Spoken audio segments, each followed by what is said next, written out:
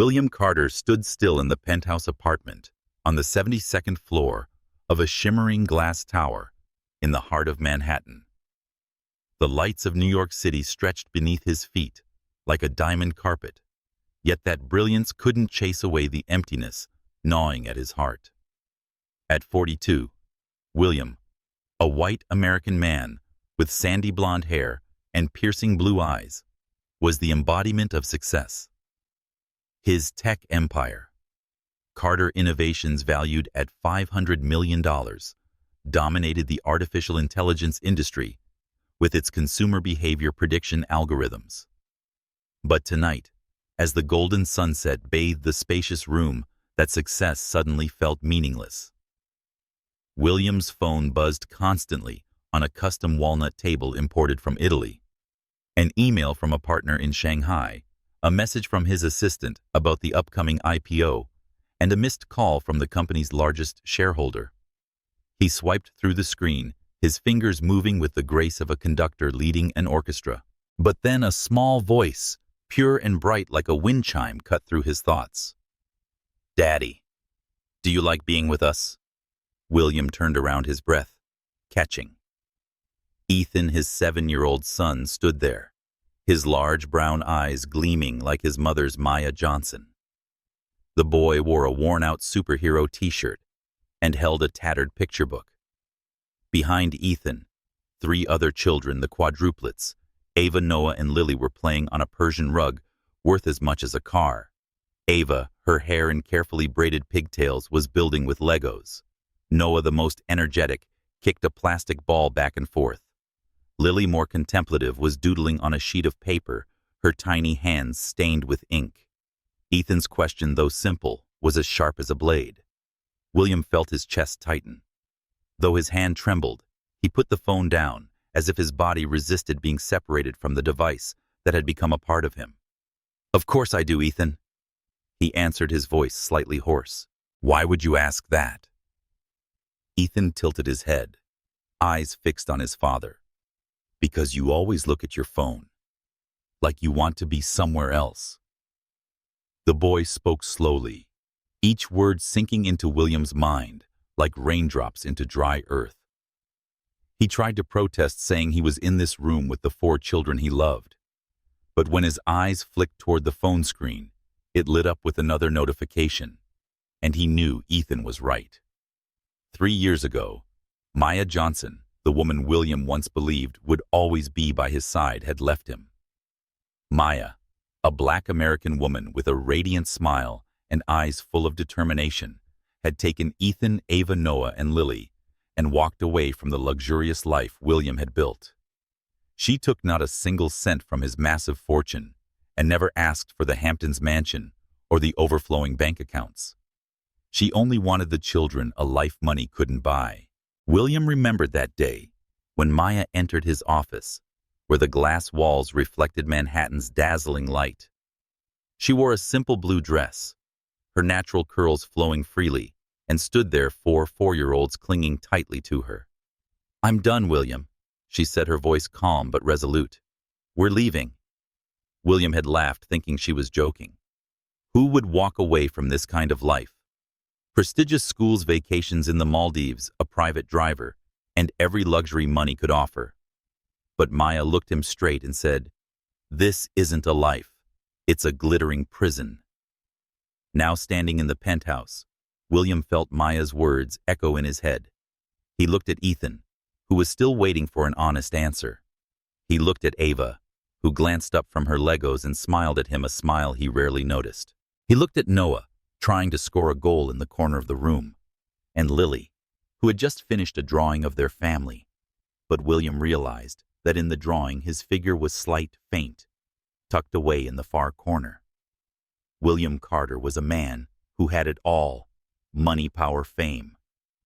He had built an empire from nothing, from a boy growing up in the suburbs of Chicago, where his cold, business-minded father taught him that success was measured by the numbers in your bank account. But tonight, when Ethan asked that question, William realized he had lost the most important thing of all his children's hearts. He walked toward Ethan and knelt to meet his son at eye level. I'm here, Ethan, he said, trying to keep his voice steady. I want to be here with you. But even as he spoke those words, he felt the lie. The phone on the table buzzed again, and part of him screamed to check it. A multi-million-dollar deal was waiting an opportunity to expand his empire, a step towards solidifying his legacy. But what legacy if his children grew up never knowing their father truly loved them? Ethan said. I want you to read to me, holding up the picture book. It was Where the Wild Things Are. The book Maya used to read to the kids. William nodded, trying to smile. He took the book and opened to the first page, but his mind was elsewhere in a boardroom in Tokyo, an unanswered email, an unsigned contract. He read aloud, but his voice was dry, devoid of feeling. Ethan yawned, and William knew the boy could sense the disconnect. When the nanny took the children to their rooms for bed, William remained alone in the vast room. He stared out the window, where the city still glowed brilliantly, but for the first time it felt cold. Ethan's question haunted him. Do you like being with us? And the honest answer, though he didn't want to admit it, was that he didn't know. He had spent his life conquering the world, but now the small world of his children. The world of bedtime stories, scribbled drawings. Innocent laughter was the one he couldn't seem to reach. William picked up his phone, intending to check his email, but stopped. He opened the photo album instead, scrolling through the few pictures of him with the kids. One was taken at the park, when Ava tried to climb a tree, and he stood beneath her worried but smiling. Another was on the beach, when Noah built a sandcastle, and Lily wrote her name in the sand. He noticed that in all those photos, Maya was always there holding the children and smiling brightly. And him. He was always at the edge, holding his phone or checking his watch. That night, as the city fell asleep, William Carter, the man who had everything, felt like he had nothing. Ethan's question had awakened a truth he had long denied. He wasn't the father his children needed. And if he didn't change, he would lose them forever. 3 years ago, on a radiant September morning, Maya Johnson stepped into William Carter's office on Manhattan's 58th floor of the Carter Innovations Tower. Sunlight streamed through the large glass panels, casting shimmering rays on the marble floor. But the atmosphere in the room was as heavy as an approaching storm. Maya, a black American woman, with naturally curly hair, tied high, and burning brown eyes full of determination, stood there, strong and unwavering. Beside her were their 4-year-old quadruplets, Ethan, Ava, Noah, and Lily, each with their unique expression, but all radiating an innocence that could melt any heart. William, 39, at the time, sat behind an ebony wood desk, his icy blue eyes fixed on his computer screen. He was in the middle of a $200 million deal, a pivotal step toward publicizing Carter Innovations. Numbers danced on the screen, emails from partners in London chimed in, and pressure from the board clouded his awareness. He didn't even notice that Maya had been standing there for nearly 10 minutes, waiting for him to look up. William. Maya finally said, her voice calm but cutting. We must talk. William froze, fingers halting above the keyboard. He looked up, eyebrows furrowing at the sight of the 4 children. Ethan, the shyest, clung to his mother's hand, his wide eyes studying his father with curiosity. Ava, her hair neatly braided, held a worn-out doll. As always, Noah, full of energy, tugged at Lily's sleeve. She was gripping a colored marker and doodling on a sheet of paper she had picked up from William's desk. Maya, why did you bring the kids here? William asked, his voice laced with irritation. I'm in the middle of the Klein deal. You know how important this is. No, William. Maya replied, her voice steady. This can't wait. I'm done. We're leaving. William laughed, the sound echoing through the spacious office, but the smile vanished when he looked into Maya's eyes. Eyes that once sparkled with love for him, now held only resolve and a trace of sorrow. Leaving, he repeated, as if the word didn't exist. What are you talking about? Leaving where you don't have money, you don't have a career. What are you going to do with 4 kids? Maya knelt gently, stroking Ava's hair as the girl looked at her father worriedly. She said, "I have everything I need," and her tone was gentle but firm. "I have the kids, our kids, and they don't belong here in your so-called perfect life." William stood up, stepping away from his desk, the polished soles of his shoes clicking on the marble. He gestured around him to the million-dollar abstract paintings on the walls, the large screen showing the company's growth metrics, and the sweeping view of Manhattan through the window. "Look around. Maya, I built all of this for you. For the kids. The best schools, top doctors, European vacations. What are you talking about? This is the life anyone would dream of." Maya stood tall, her gaze never leaving William's. "This is not a life, William. This is a glittering prison. You turned our family into a corporation with you as CEO and us as employees. But the kids don't need a boss. They need a father." Maya's words hit William like a punch to the chest. He opened his mouth to argue, but then Ethan, still clinging to his mother's hand, looked up and said in a tiny voice, "Daddy, why don't you ever play with me?" The innocent question made William freeze. He looked at the boy, saw the same brown eyes as Maya's, and for the first time realized he had no answer. Ava tugged at her mother's shirt. "Mommy, is Daddy mad?" she whispered, her eyes anxious. Maya smiled and stroked her daughter's head. "No, sweetheart. Daddy's just busy. He's always busy." Noah, oblivious to the tension, ran to the window, pressing his face to the glass and shouting, "Look, that truck is so big." But Lily, quieter than the others, remained seated in the leather chair, drawing a picture of their family. William glanced at it and noticed he was a small figure, standing far away from the rest, holding a phone in his hand. "Maya, you're overreacting," William said, trying to stay composed. "I work so the kids can have a future. Once this deal is done, I'll have time, just 6 more months." Maya shook her head, a faint, sad smile on her lips. "You said that after the last deal, and the one before that. There's always another big deal, William. Meanwhile, the kids are growing up without a father. When was the last time you read to Ethan?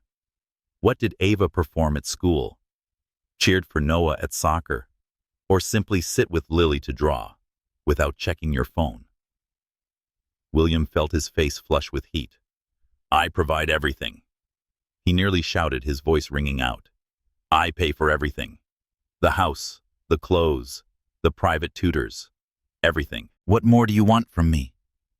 Maya replied that the kids didn't want her money. Her voice was calm, but as sharp as a blade. "They want you.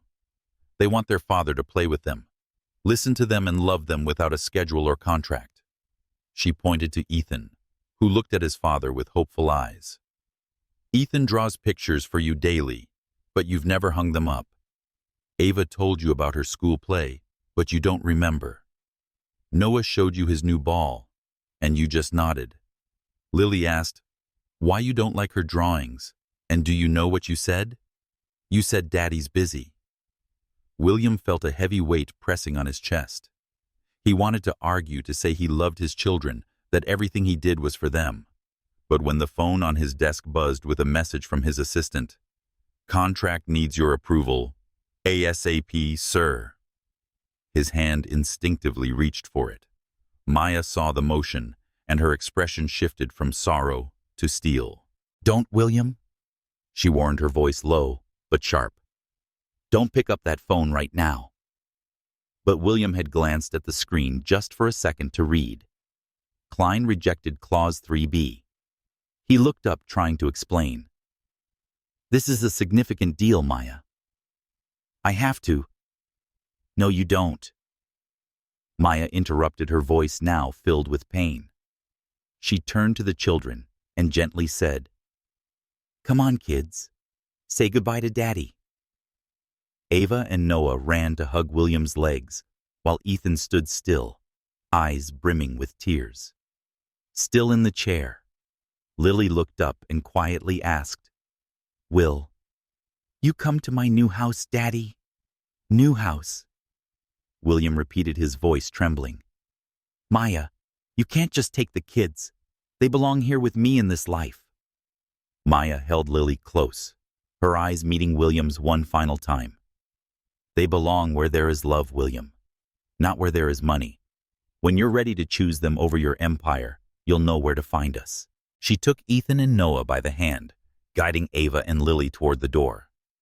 The elevator closed behind them, and William stood alone in his grand office, surrounded by symbols of success, with no one left to share them with. In the lavish penthouse of William Carter, where the lights of New York City flickered like lost stars, Maya Johnson had once felt like a ghost. 3 years ago, when she was still William's wife, every night in their vast Upper East Side mansion was a silent battle with loneliness. Maya, a Black American woman, whose smile once lit up a room, now felt that smile slowly fading. A former art teacher, she dreamed of a family filled with laughter evenings gathered around drawing with the kids and weekend strolls in the park. But in reality, she had only cold walls, the echo of William's business calls from his office, and 4 growing children, Ethan, Ava, Noah, and Lily, raised in the absence of their father. That fateful night 3 years ago, Maya sat alone in the grand living room, the crystal chandelier's light glinting off a family drawing Ethan had just made. The 4-year-old boy with shining brown eyes had proudly handed her the picture. "Mommy, I drew our whole family." He beamed. Maya smiled, but it quickly faded when she noticed that in the drawing, it was only her and the 4 children standing hand in hand and smiling brightly. William wasn't there. "Where's Daddy, sweetheart?" she asked, her voice trembling. Ethan tilted his head and replied innocently, "Daddy's busy, Mommy. He's always at work." Ethan's words stabbed Maya like a knife to the heart. She pulled the boy into her arms, tears falling silently. At that moment, she knew she couldn't go on. She couldn't let her children grow up believing that love could be replaced by money, that a father was someone who sent expensive gifts from afar, or showed up hurriedly for a few hours each month. Maya looked around the room. Italian leather sofas, a grand dining table made of rare wood, and abstract paintings on the walls, all symbols of the wealth William was so proud of. But to her, they were nothing more than golden cages trapping her dream of a real family. Maya recalled her childhood in Brooklyn, growing up in a small but warm apartment. Her mother, a nurse, and her father, a bus driver, didn't have much money, but they had time. They sat with her every evening, reading books, telling stories, or simply listening to her talk about her dreams of becoming an artist. That love had nourished Maya and helped her survive the challenges of being a Black girl in a world that didn't always welcome her. She wanted Ethan, Ava, Noah, and Lily to have the same, a childhood filled with love, not distance masked by material things. The decision to leave William was not easy. Maya knew she would be giving up everything: the joint bank accounts, the luxurious vacations, the financial security William had built. She had no stable job, no home of her own, only a modest savings from her teaching days. But when she looked into her children's eyes, Ethan shy and quiet, Ava sensitive and observant, Noah full of energy, and Lily deep in thought, she knew she had to do it. "I can't let them think love is something you can buy," she told herself, wiping her tears and rising from the sofa. That night, Maya packed only what was necessary: the children's clothes, a few of their favorite picture books, and Lily's set of coloring pencils. She didn't take a luxury item, not the designer bags, jewelry, or even the car William had gifted her. She wanted a fresh start, clean and honest, so the children would understand that happiness didn't live in shiny things. As she tucked them into bed, Ava, her hair neatly braided, asked, "Mommy, where are we going?" Maya smiled and stroked her daughter's head. "We will find a real home, sweetheart, where we have each other." Clutching a plastic ball, Noah said, "Is Daddy coming too?" The question made Maya pause. She didn't want her children to think poorly of William, even though his absence broke her heart. "Daddy has meaningful work," she replied softly. "But he loves you, and we'll find a way to improve things."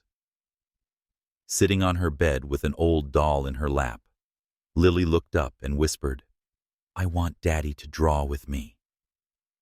Maya hugged Lily, feeling her daughter's pain as her own. The next morning, Maya took the children to William's office. She knew it would be their final conversation, at least for a while. As she walked in, the 4 children clung to her. She felt strength in them, in Ethan, who held her hand tightly, in Ava, who looked at her with trust, in Noah, still laughing carelessly, and in Lily, who silently drew to hide her sadness. Maya stood there facing William, not as a wife pleading for change, but as a mother protecting her children's future. "William." "I'm done," she said, her voice resolute. "We're leaving." She looked at him, hoping for a moment that he would understand, put down his phone, and embrace his children. But when William laughed, assuming she couldn't live without his money, Maya knew she was right. She couldn't stay, not because she didn't love William, but because she loved her children more than anything. As the elevator doors closed, carrying Maya and the children away from the glittering tower, she felt a mix of liberation and fear. She didn't know the future, but knew she had made the right choice. The children huddled around her, Ethan gripping her hand tighter, Ava resting her head on her shoulder, Noah singing a carefree tune, and Lily holding up a new drawing, a small house with 5 people standing hand in hand. No phones, no offices, just love. Maya closed her eyes and took a deep breath. "We're going to be okay," she whispered, not just to the children, but herself. The road ahead would be challenging, but she was ready because of Ethan, Ava, Noah, and Lily, the lights that would lead her forward. 6 months after Maya Johnson left William Carter taking their 4 children, Ethan, Ava, Noah, and Lily, a small courtroom in Manhattan became the battlefield for their family's future. William, now 39, sat at the plaintiff's table, his perfectly tailored Armani suit unable to conceal the tension on his face. A white American man with sandy blonde hair and piercing blue eyes, he was used to controlling every situation from boardrooms to multi-million-dollar deals. But today, in a dark wood-paneled courtroom with stiff-backed chairs, he felt his power slipping away. Across from him sat Maya, a black American woman with a steady gaze and a soft, confident smile. She wore a simple navy blue dress, her natural curls tied up, exuding calm strength. Beside her was attorney Angela Reed, a middle-aged woman with a sharp voice and perceptive eyes. William, backed by a team of top-tier lawyers from a prestigious firm, believed money and logic would win. He had prepared a long list of reasons why Maya could not care for the children without his wealth. She had no stable income, no permanent residence, and couldn't provide for the complex needs of Ethan, Ava, Noah, and Lily, from elite schooling to specialized medical care. But Angela Reed had not come to argue about money. She had come to tell a story about an absent father and 4 children longing for love. As the hearing began, Judge Eleanor Harris, a woman in her 60s with silver hair and a stern gaze, asked both parties to present their arguments. William's lead attorney began with numbers: Carter Innovations' $500 million valuation savings accounts for each child, and annual expenses for education, healthcare, and security. The lawyer emphasized that Mr. Carter provides a life most children only dream of.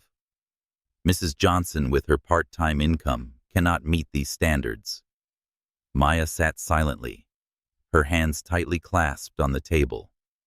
She knew William would use wealth as a weapon, but she also knew that what the children needed wasn't money. It was him.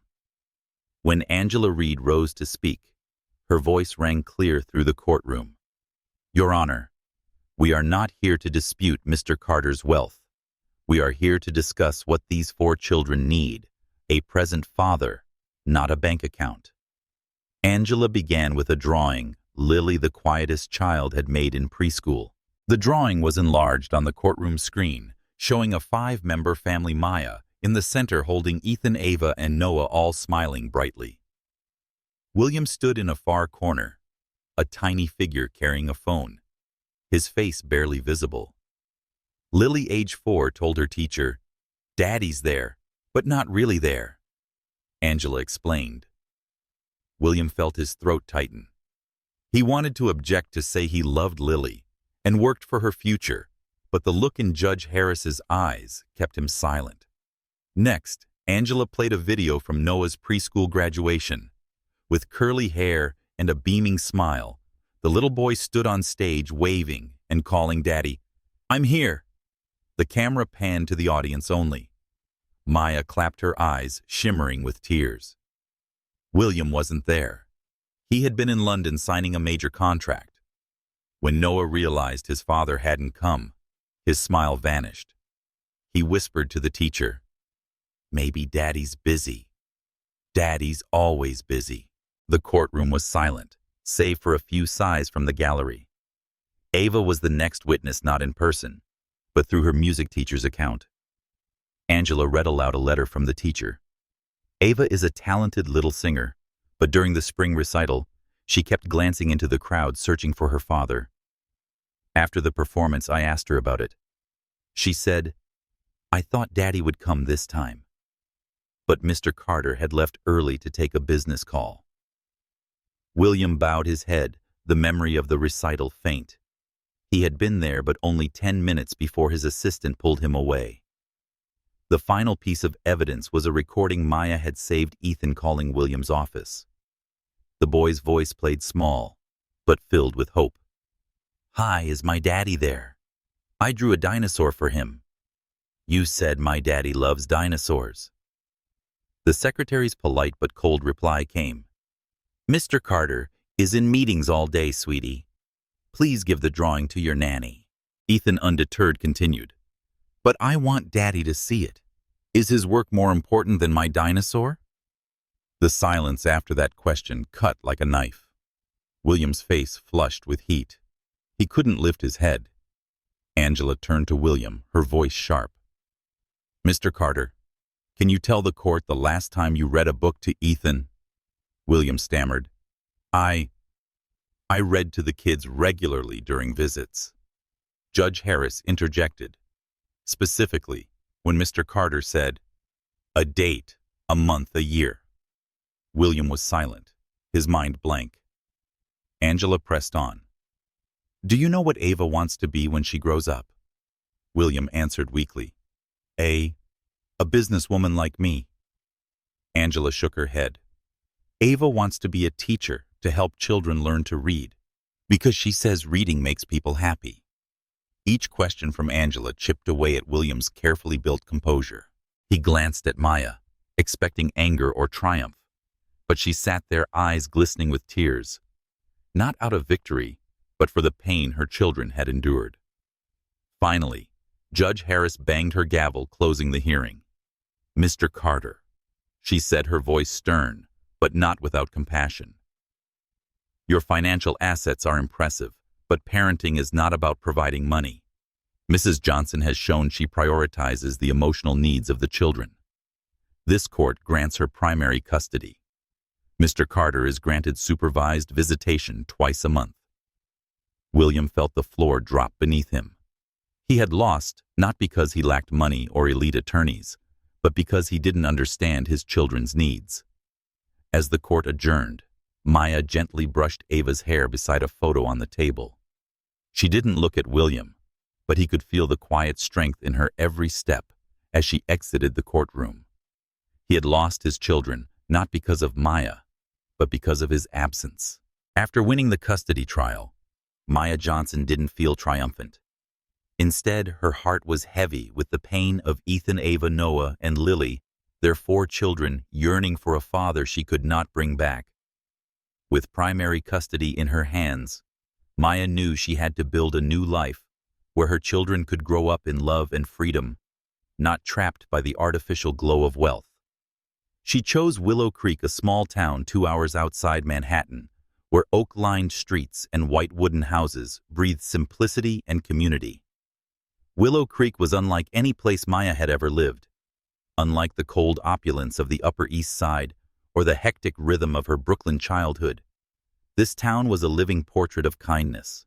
Children rode bikes on the sidewalks. Mothers chatted over picket fences, and the central square buzzed with a farmer's market every weekend. Maya, a Black American woman with natural curly hair and a radiant smile, felt immediately welcomed. Her landlady, an older woman named Ruth, lowered the rent when she learned Maya was a single mother of 4. Ruth said, "You'll be just fine," placing a hand on Maya's shoulder. Willow Creek takes care of its own. The house Maya rented was a modest 3-bedroom cottage, small compared to William's mansion, but warm, with creaky wooden floors and large windows looking out to a garden overgrown with weeds. She placed a worn round table in the living room where the family would gather each evening.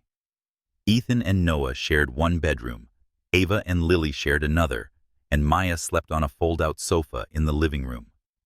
"This is our home," she told the children on move-in day, as the 5 sat on the floor eating pizza from a local shop. Ava, her hair neatly braided, smiled. "I like the garden. Mommy, can I plant flowers?" Noah, always bursting with energy, said, "I want to play soccer out there." Lily, more reserved, nodded, clutching her paint set. Ethan, the shyest, held his mother's hand and softly asked, "Will Daddy come here, Mommy?" The question made Maya pause. She didn't want the children to lose hope in William, but she didn't want to lie. "Daddy loves you," she answered, stroking Ethan's hair, "and he'll come when he's ready. But for now, let's make this house full of joy." "Okay." Ethan nodded, but there was still sadness in his eyes. Maya found a job at the local art museum, a small space showcasing work by regional artists. Her salary was only a fraction of what William spent daily on breakfast meetings, but the job brought her joy. She got the children with her on weekends. Lily immersed herself in painting. Ava loved the storytelling sessions. Noah darted around the playground, and Ethan read quietly in a cozy corner. "Mommy, this place is more fun than the old one," Noah exclaimed one afternoon, muddy and smiling after a soccer match with new friends. Maya laughed, though a constant worry lingered in her mind. Rent bills and the growing needs of 4 children kept her up at night counting every dollar. Still, the children adapted quickly to life in Willow Creek. Ava joined the elementary school choir. Her clear, angelic voice filled the room during community performances. Noah made the town's Little League baseball team, learning his first swing and beaming with pride after scoring.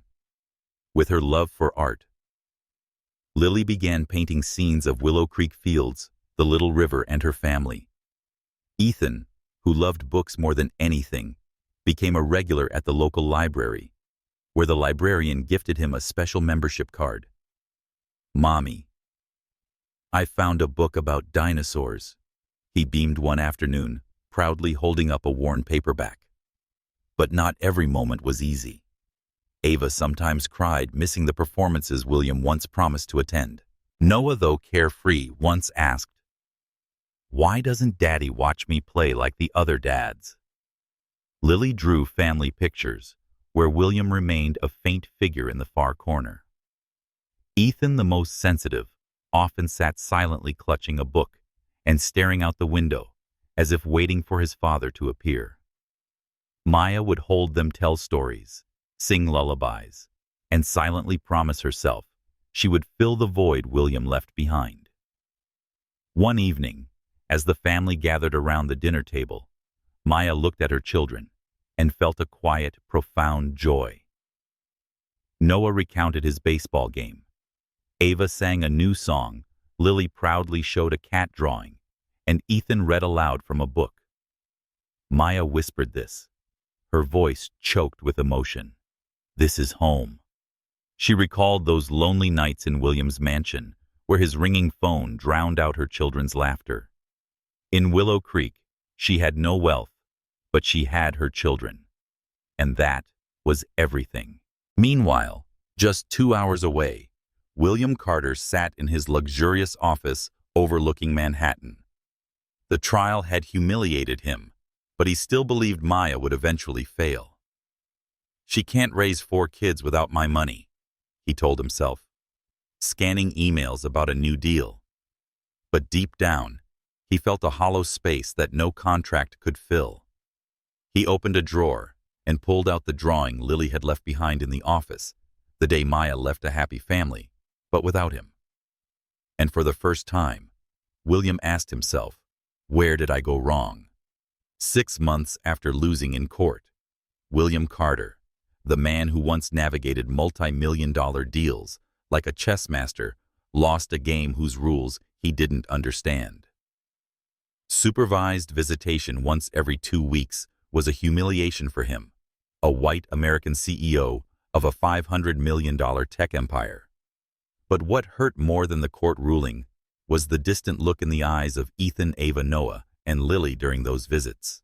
They called him Dad, but he could feel the invisible wall between them, as if he were a guest in his children's lives. William resolved to win back their affection in the way he knew best, through wealth and power. He believed that if he gave them the best gadgets, opportunities, experiences, they would see him as a great father. He started planning each visit meticulously, turning every encounter into a luxurious performance, just like a high-stakes pitch to a boardroom. He didn't realize that the hearts of 4 5-year-olds didn't operate like business contracts. During his first visit to Maya's modest home in Willow Creek, William arrived in a gleaming black Bentley, drawing curious glances from neighbors behind curtain windows. He brought a gift for Ava, a professional recording setup worth thousands of dollars, so she could become a real singer. Ava, her hair neatly braided, opened the box, her brown eyes sparkling with curiosity. But when William explained he'd hired a Broadway vocal coach for her, Ava pursed her lips and replied softly, "But I like singing with my friends in choir, Daddy. We sing a song about Christmas trees at school. It's fun." William, surprised, tried to persuade her. "This equipment will make you better. Ava, you could be famous." But Ava just shook her head, hugged the gift, and whispered, "I don't want to be famous. I want you to hear me sing." Next, William gave Noah a premium baseball set and promised to hire a former pro league coach. Noah, the spirited boy, with a radiant smile, opened the box excitedly. But when William mentioned the coach, Noah frowned. "Coach Martinez taught me the curveball," he said, eyes lighting up. "He tells stories about his old team. They're hilarious." "Do you want to see me hit?" Daddy William nodded, slightly confused, but his mind had already moved to the next gift. He didn't realize Noah just wanted him to stand in the backyard and cheer like the other dads in Willow Creek. For Lily, William brought an imported set of French paints and a handcrafted wooden easel.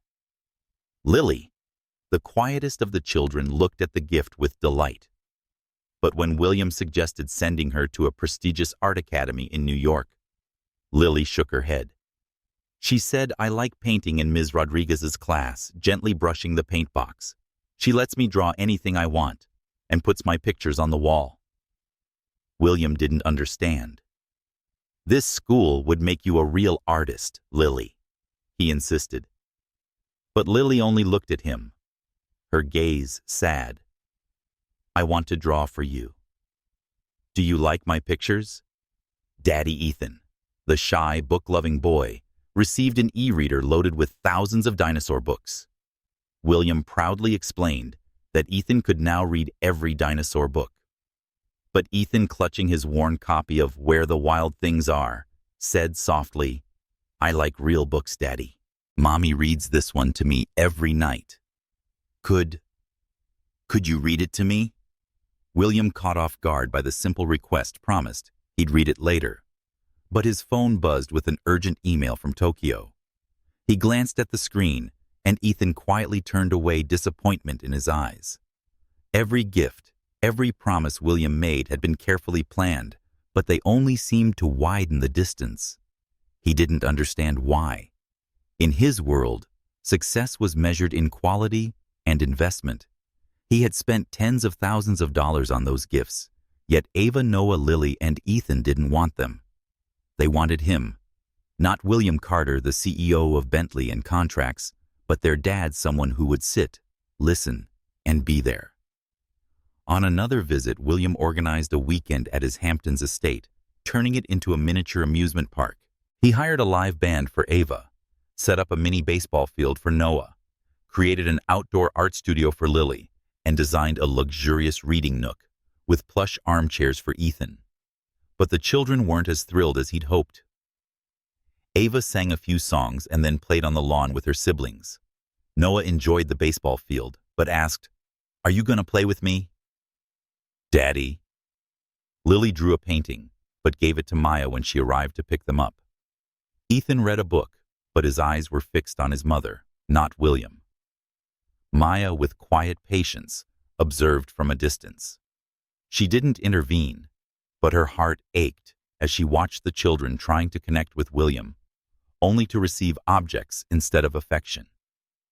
When William asked her why the kids were unhappy, Maya answered gently, "They don't need expensive toys, William.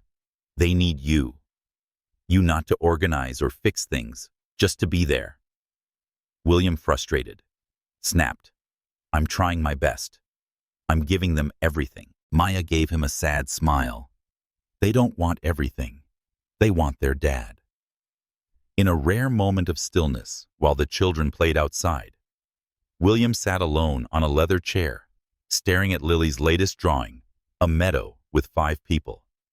But he was still the figure in the far corner holding a phone. A sharp ache pierced his chest. He had planned and done everything he knew how, but still, the children hadn't come closer. For the first time, William wondered if Maya was right. Did I love them the wrong way? When Maya arrived to take the children home, Ethan ran into her arms, excited to discuss the book he read. Ava shared a new song. Noah bragged about his baseball swing, and Lily handed Maya the drawing. William stood there watching his family, the family he had lost, and felt a void no gift could fill. He drove back to Manhattan, his mind a storm. His children were in Willow Creek, happy in a small home, and he, despite having the whole world in his hands, no longer knew how to enter theirs. 10 months after the court ruling, Willow Creek had truly become a home for Maya Johnson and her 4 children, Ethan, Ava, Noah, and Lily. Their little wooden house, with its weedy garden and Lily's drawings pinned across the walls, overflowed with laughter and simple moments. Maya, a Black American woman with natural curly hair and determined eyes, found joy in her job at the local art museum, and in quiet evenings gathered around her children. While she and the kids settled into the warm rhythm of small-town life, William Carter, 2 hours away in Manhattan, struggled to find his place in his children's hearts. William, a white American CEO of a $500 million tech empire, could not accept defeat. He had tried winning back Ethan, Ava, Noah, and Lily with lavish gifts, recording equipment, baseball gear for Noah, premium art supplies for Lily, an e-reader for Ethan, but nothing worked. The children didn't want things. They wanted him. That distance wounded William, but what unsettled him more was the emergence of a new man in their lives, Marcus Bell. Marcus, a black high school history teacher and single father of two, was a beloved member of the Willow Creek community. With a warm smile and a deep, steady voice, he coached Noah's Little League baseball team read aloud at the local library and volunteered at community events. Marcus had no Bentley or million-dollar portfolio like William, but he had something William lacked: genuine presence.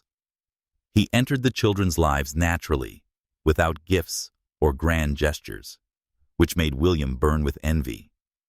One afternoon, during a court-mandated visitation, William arrived in Willow Creek and spotted Marcus on the baseball field coaching Noah's team. 5-year-old Noah ran up to Marcus, beaming Coach Bell. "I hit a curveball today." Marcus laughed, ruffled Noah's hair, and said, "Nice job, buddy. Next time I'll teach you the sinker." Standing at the edge of the field, William felt heat rise in his face. He had hired a professional trainer for Noah, but his son had never looked at him with the joy he showed Marcus.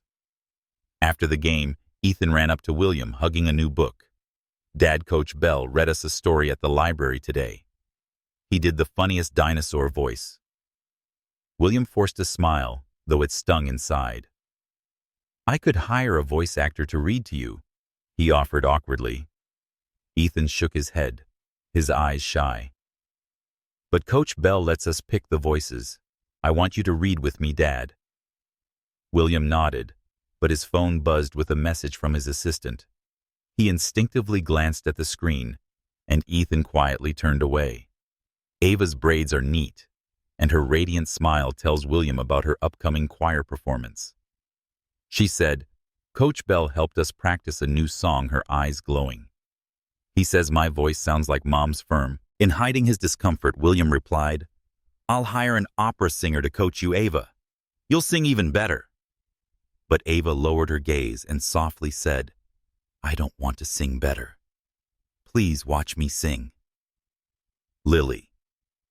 The quietest of the four gave William a new painting, a field of wildflowers with the family holding hands, except for him, who still stood far off. Coach Bell helped me mix the colors for the flowers, Lily said, eyes sparkling. William, feeling threatened, announced, "I'll build your art studio with every color you want." But Lily just looked at him, her eyes sad.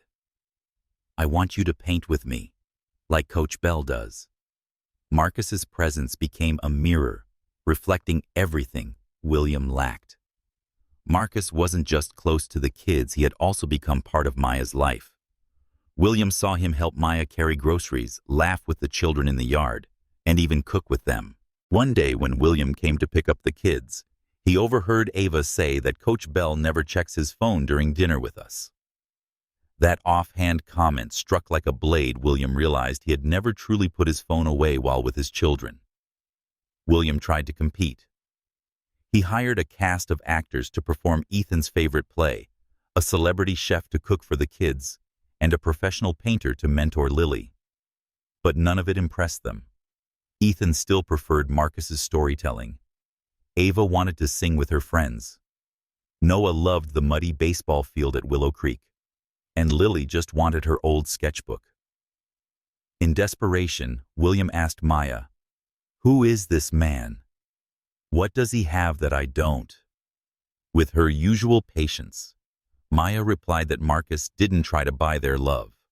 He shows up, he listens, he loves them. That night, driving back to Manhattan, William was angry and helpless.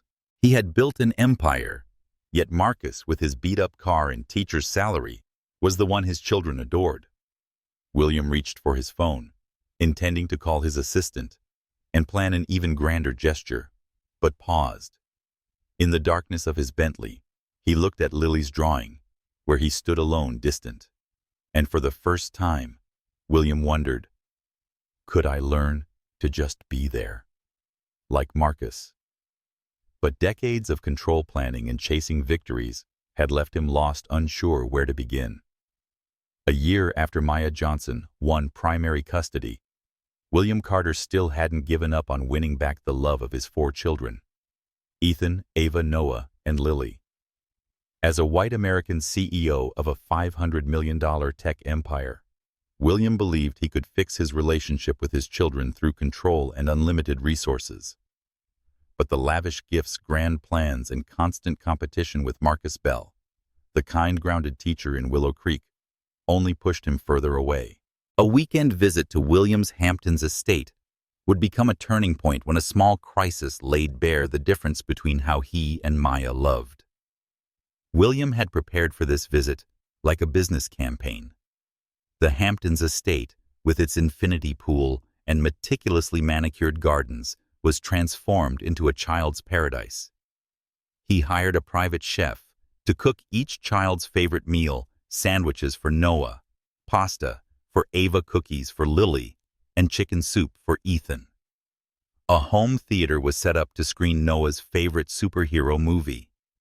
An outdoor art station was built for Lily, and a cozy reading room was arranged for Ethan. Ava was promised a mini concert with support from a local band.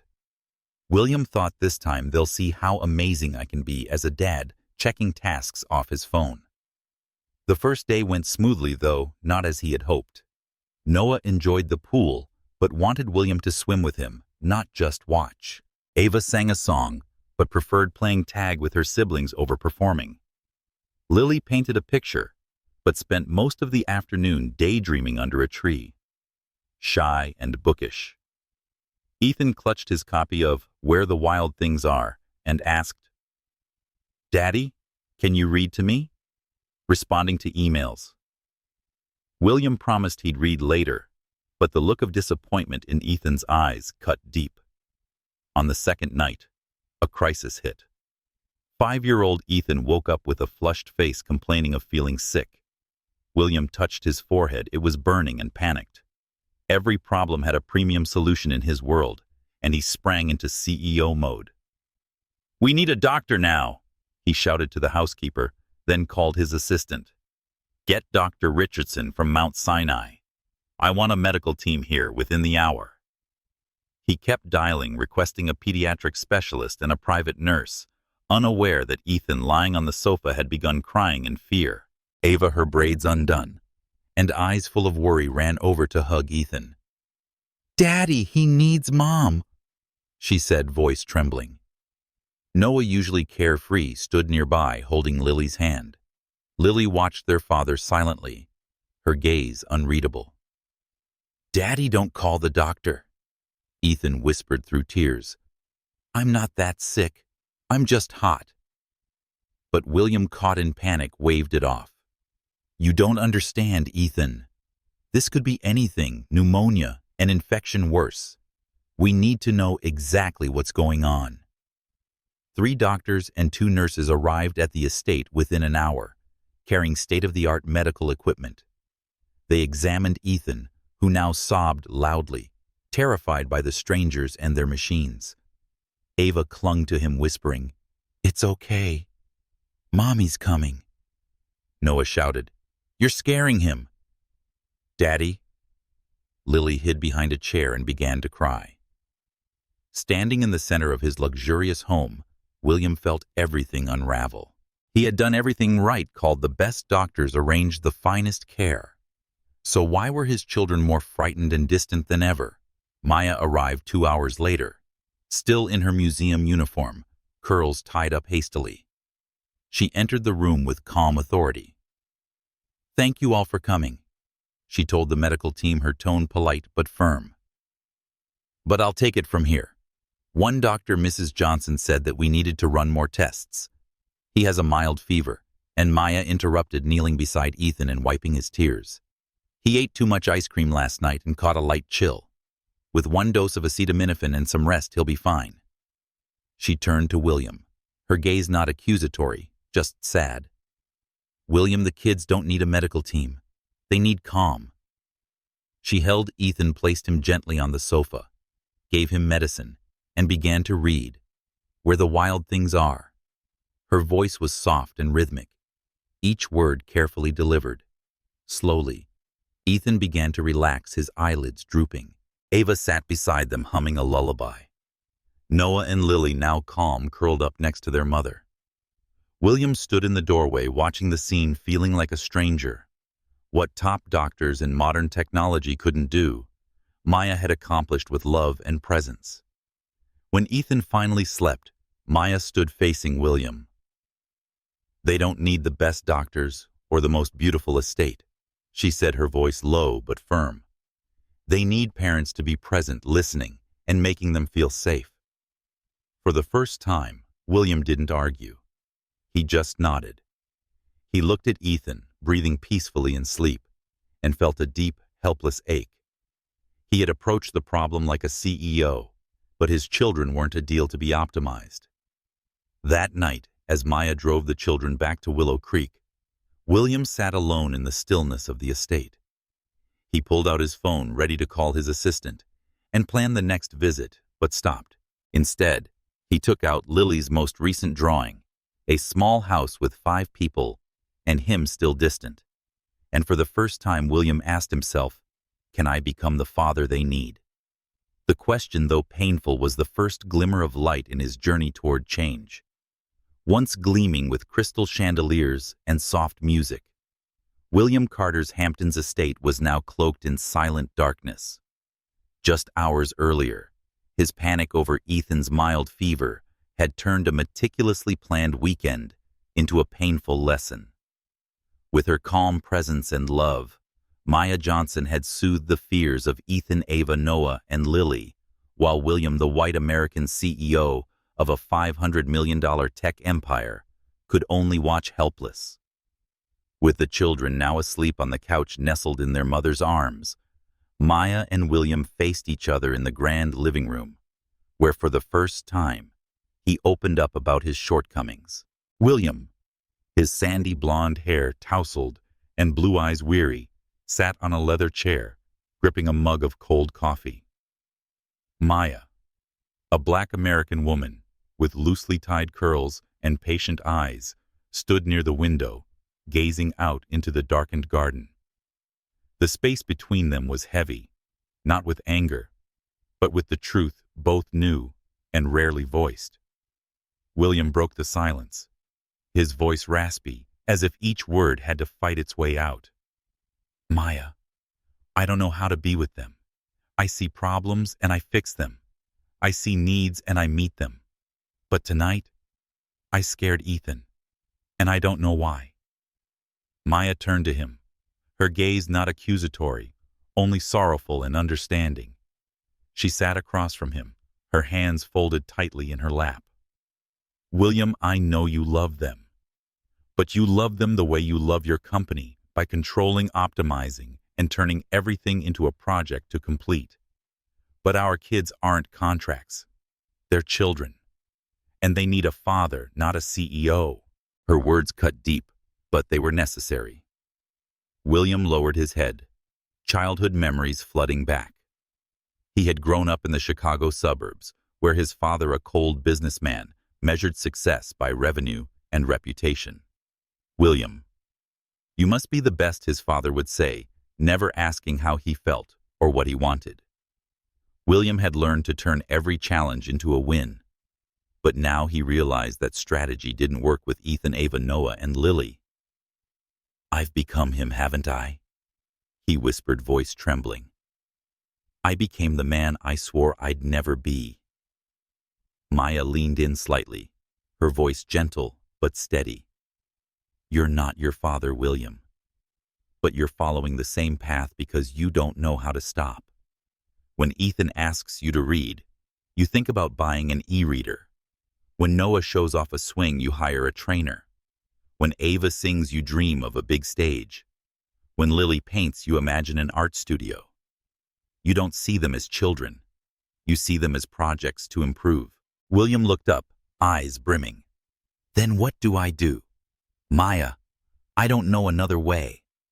Looking at them, I see their future top schools, big careers, the life I never had growing up. I want them to have everything." Maya smiled sadly, her eyes glistening in the dim light. "They don't need everything, William. They need you to listen. When Ethan talks about dinosaurs, don't buy more books. Ask him why he loves them. Don't think about Broadway when Ava sings clap and sing along. When Noah plays baseball, don't find a coach stand on the field and cheer. When Lily draws, don't dream of museums, sit down and draw with her. Love isn't a business plan. It's in the small moments, day after day. William felt his chest tighten. He remembered when Ethan held up Where the Wild Things Are, eyes glowing with hope. Ava singing in the Willow Creek living room, beaming as everyone clapped. Noah called out to him during a baseball game. Lily quietly offered him a drawing he had never hung up. I missed it all, he said, voice cracking. I was there, but I wasn't there. Maya nodded absent-mindedly, twisting a strand of her curls. But it's not too late, William. They love you even if you can't see it. Ethan still draws pictures for you. Ava still asks when you'll see her sing. Noah still talks about you to his friends. Lily still puts you in her drawings. Even if you're off in the corner, you can learn to be there, but you must want to change. William looked at Maya, looked at her. For the first time, he understood that her strength wasn't just walking away from him, but building a life filled with love and presence for their children. He thought of Marcus Bell, the teacher who didn't need gifts or mansions to make the kids laugh. How does he do it? William asked, a hint of envy in his voice. Marcus. He has nothing, but they love him. Maya chuckled softly, her gaze warm. Marcus doesn't try to be anything. He is someone who listens, someone who cares. You don't have to compete with him, William. You need to be their dad. The conversation stretched into the night as the moonlight spilled through the window, casting a silvery glow across the room. William spoke of his fear of failure, the pressure to prove himself, and how he thought providing materially was the same as loving. Maya listened without judgment, simply nodding, and shared her fears, sleepless nights in Willow Creek, the weight of raising 4 children alone. But the joy of seeing them happy, she said, outweighed it all. Happiness isn't something you buy, she told him. It's something you build, moment by moment. When Maya left, carrying her sleeping children, William stood at the door and watched her old car disappear into the night. He returned to his empty estate, picked up Lily's drawing, a little house with 5 people, and for the first time realized he wanted to enter that home. Not with money, but with heart. He didn't know where to start, but that conversation with Maya had planted something, a seed, small, fragile, but full of hope.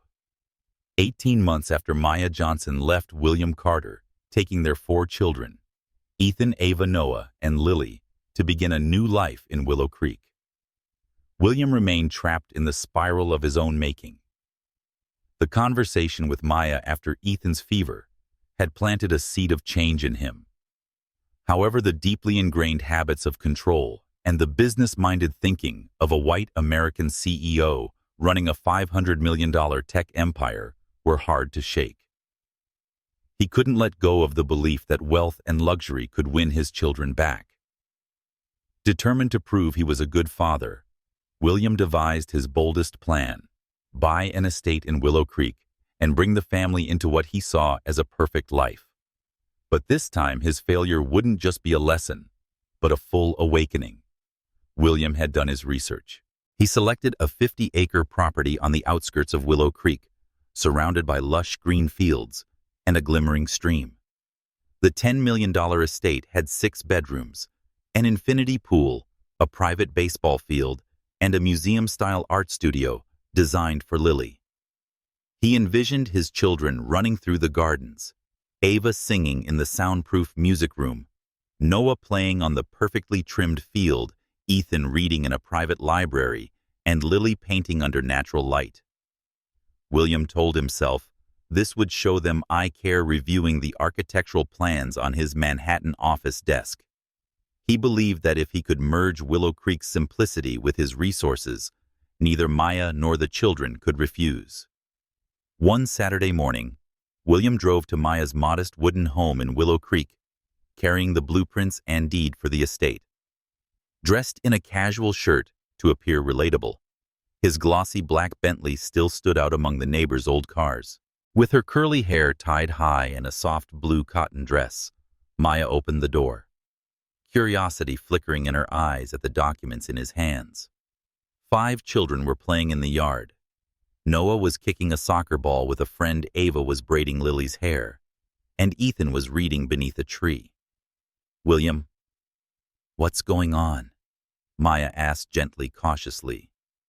William smiled, trying to mask his nervousness.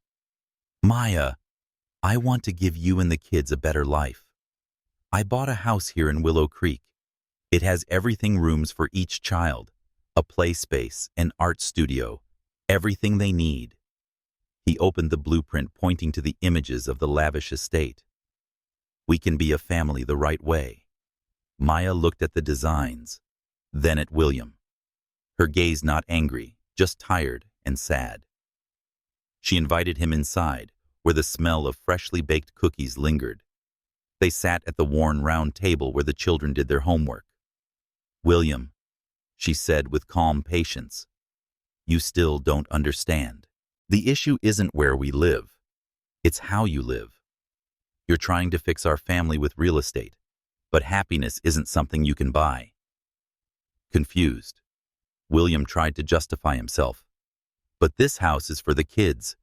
Ethan will have a library, Ava, a music room, Noah, a ball field, and Lily, an art studio. I want them to have everything." Maya nodded, nodding toward the yard where the kids were laughing. "Look at them, William. They already have everything. Friends, freedom, and a home where they feel safe. Do you think a bigger house would make them happier?" Noah ran in muddy and beaming at that moment, clutching his soccer ball. "Dad, want to play with me?" he asked, eyes bright. William, still focused on the plan, replied later, "Noah, I'm talking to your mom about your new house." Noah frowned, turning quietly back outside. Ava and Lily, having overheard, stepped in. "A new house?" Ava asked, her braids swaying. "But I like this one. Mommy makes cookies with us, and I can sing in the backyard." Holding a fresh drawing, Lily said it softly. "I don't need a studio. I like painting here with Mommy." Ethan, still beneath the tree, looked up when William called him. "Ethan, would you like a library with thousands of books?" William asked, voice hopeful. Ethan hugged his worn book and shook his head. "I like the town library, Dad. The librarian lends me books and Mommy reads with me every night." William's chest tightened. He had thought the estate would be the answer, but his children, with their innocence and honesty, were rejecting what he thought was best. Maya stood, placing a gentle but firm hand on William's shoulder. "William, they don't need a mansion. They need you to be present wherever that is. Don't talk about a new field when Noah wants you to play. Go outside. When Ava sings, don't think about soundproof rooms, clap along. When Lily paints, don't dream of museums, pick up a brush. Don't buy more books when Ethan reads. Sit beside him and listen." William looked out the window. Noah kicked the ball again. Ava laughed. Lily laughed. Lily sketched on the sidewalk, and Ethan flipped through pages. They were happy not because they had everything, but because they had their mother and a loving community.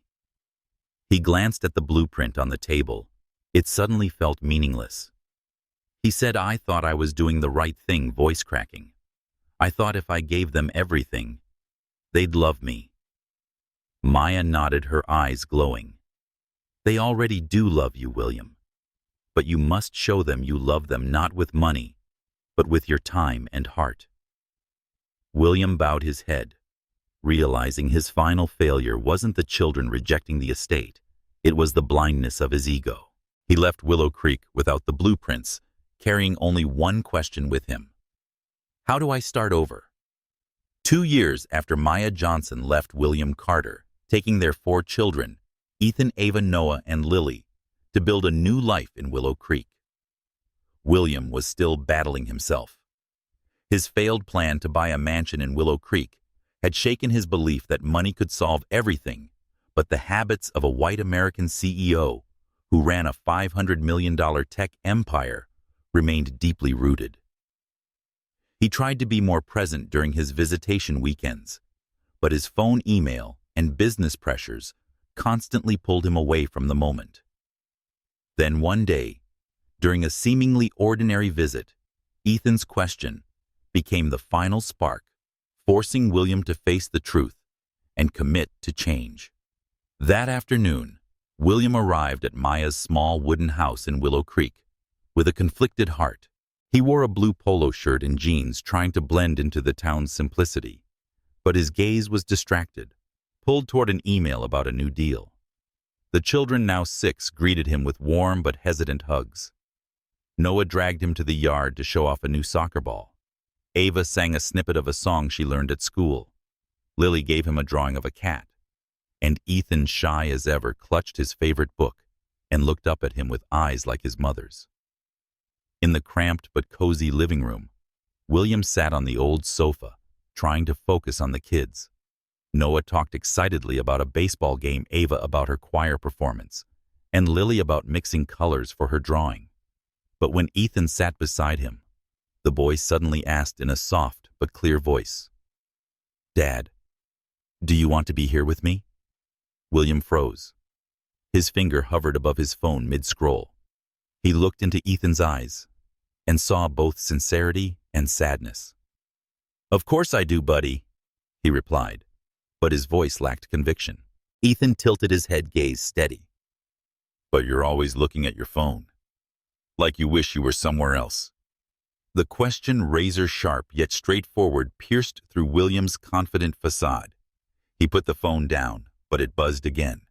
Contract approval was needed by 6 p.m., and he read a message from his assistant. William's chest tightened. He wanted to tell Ethan he was present, that he loved him, but the boy's gaze, so full of hope and doubt, held him silent. He looked around. Ava and Lily watched quietly, concerned. Even Noah, usually carefree, had stopped talking, waiting for their father's answer. "I'm sorry, Ethan," William said, his voice hoarse. I'm not very good at being here, am I?" Ethan didn't reply. He just bowed his head and hugged his book. Ava, her braided hair swaying, murmured, "You're always busy, just like when we lived in the big house." Lily nodded, gently stroking her drawing. "I put you in my picture, but you didn't see it." Noah, near the door, added, "I wanted you to watch me play, but you kept holding your phone." Their innocent words were stacked like bricks, forming a wall between them and the man who desperately wanted to reach them, but didn't know how. That night, after Maya put the children to bed, William drove back to Manhattan, his thoughts in turmoil. He couldn't sleep. Ethan's eyes haunted him. For the first time, he realized this was a problem he couldn't fix with money or strategy. He called Dr. Laura Nguyen, a therapist he had contacted several times, but never seriously committed to. "Laura," he confessed over the phone, his voice shaking. "I don't know how to be present. I built an empire, but don't know how to be a father. My mind is always somewhere else. Meetings, deals, planning. I'm losing my kids." Dr. Nguyen, with a calm and perceptive voice, listened. "William, you've spent your whole life in your head planning, controlling, winning. But your children live in their hearts in the present. You're speaking 2 different languages." Sitting in his cold penthouse, William asked, "Then how do I learn their language?" Laura replied, "By practicing. And by being willing to fail. You have to be okay with being bad at this, fumbling and letting go of perfection. Start small. Put down the phone. Listen, and let them lead." William went silent, thinking of all the missed moments, Ethan holding up a book, Ava singing, Noah scoring a goal, Lily offering a drawing. He thought of his childhood, of a father who never had time. He had sworn never to be like him. But now he realized he had repeated the same mistake not out of lack of love, but lack of presence. "I'm scared I can't do it," he whispered, tears streaming down his face. "I'm afraid it's too late." Laura replied gently but firmly. "It's never too late, William. Your children are still there waiting for you. But you have to choose not between work and family, but between control and love.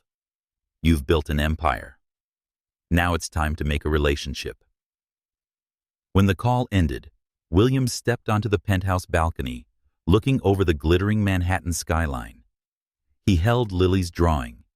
He was still just a distant figure in the corner. For the first time, he didn't want to be in that corner anymore. He wanted to be in the center besides Ethan, Ava, Noah, and Lily. He didn't know where to start, but he knew he had to try. He texted Maya a simple message. "I want to try again. I want to learn how to be a father." He didn't expect an immediate reply, but as he lay down that night for the first time in a long while, a flicker of hope, small, fragile but bright, lit up the darkness in his heart. 2 years after Maya Johnson left William Carter, taking Ethan, Ava, Noah, and Lily to build a new life in Willow Creek, William finally stood at the edge of a final chance to become the father his children truly needed. The therapy sessions and Ethan's haunting question, "Dad, do you want to be here with me?" had awakened something in him. William, the white American CEO of a $500 million tech empire, realized he could no longer use money to buy love. He had to learn how to be present. That journey began with a simple, meaningful decision to attend Noah's baseball game with no phone, no agenda, just his heart. One autumn morning, leaves blanketing the roads of Willow Creek. William texted Maya, "I want to watch Noah's baseball game this Saturday." To watch. No changing, no fixing. "May I?" Maya, the black woman with natural curls and patient eyes, replied quickly. "The game starts at 10 a.m. Don't bring a helicopter or reporters, just you." William smiled. She knew him too well. "Just me. I promise." He felt a strange nervousness he hadn't known in years. Saturday came with crisp air and drifting gray clouds. William drove to the Willow Creek baseball field in a beat-up rental SUV, leaving behind his Bentley and driver in Manhattan. Dressed in a plain blue tee and baseball cap, he blended into the bleachers with the other small-town parents. The field wasn't anything like the facilities he'd researched for Noah: patchy grass, medal stands, and a concession stand run by local moms, but it buzzed with the laughter and excitement of kids just being kids. He arrived early, taking a front-row seat holding nothing but a bottle of water. He spotted 6-year-old Noah warming up on the field, his curly hair catching the light. Wearing a blue team jersey, Noah laughed with his teammates when he looked up and saw William. His eyes lit up. "Dad," he shouted, waving wildly. "You came?" William waved back, heart racing. He felt no pressure to do anything for the first time. No hiring coaches, equipment upgrades, or event planning. He was there for his son. The game began. William focused entirely on Noah. The boy struck out twice and dropped an easy catch, but in the 5th inning he hit a single, and the team erupted with cheers. William leaped up, clapping, shouting, "Great job, Noah." Noah beamed, his smile brighter than the sun. Later, when he made a solid catch in the final inning, William cheered again, unbothered by the glances from other parents. For 2 hours, he didn't check his phone and didn't think of emails or contracts. He was just a dad cheering for his son. When the game ended, the team losing 7-5, Noah ran straight into William's arms. "Did you see my hit? Did you see me catch that ball?" he asked, breathless with joy. William knelt and hugged him tightly. "I saw everything, buddy. You were amazing." He realized this was the first time he had truly seen his son, not as a project to improve, but as a joyful, passionate child. Nearby, Ava, Lily, and Ethan stood with Maya, watching the moment. Ava, her braids swinging, ran up and grabbed William's hand. "Dad, will you see me sing next time?" she asked, eyes sparkling. William nodded. "I'll be there, Ava. I promise." Lily, holding a new drawing, shyly handed it to him, a family standing on a baseball field, and this time William was in the center, not holding a phone. "I drew it for you," she said. William hugged her, eyes stinging with tears. Ethan, still holding his book, stepped forward. "Can you read with me next time, Dad?" William smiled. "I'd love to. You pick the book." Standing a few steps away, Maya looked at him with a soft smile. "Thank you," she said gently, "for being a father today." William looked at her, his gaze full of gratitude. "I should have done this a long time ago." As Maya led the kids back to the car, William stayed behind, watching them go. He felt something shift, not grand, but profound. The emails waiting in Manhattan and the $1 million contracts seemed far less critical than Noah's smile or Lily's drawing. 1 year later, William moved his company headquarters to a city closer to Willow Creek, cutting back travel to spend more time with his children. He attended Ava's choir concert and clapped when she sang solo. He read Where the Wild Things Are with Ethan every Friday night, using the silly voice Ethan loved. He played baseball with Noah clumsily and painted with Lily, even if his drawings were just squiggles. He wasn't perfect. His phone still buzzed, and he still struggled with control. But every day, he learned to love through presence. Standing inside Maya's little wooden house one evening, William watched his children laugh around the dinner table. He was no longer the figure in the corner of Lily's drawings. He was part of the family not because of wealth, but because he chose to be there. His journey was not over. But with every moment beside his children, he knew he was finally on the right path.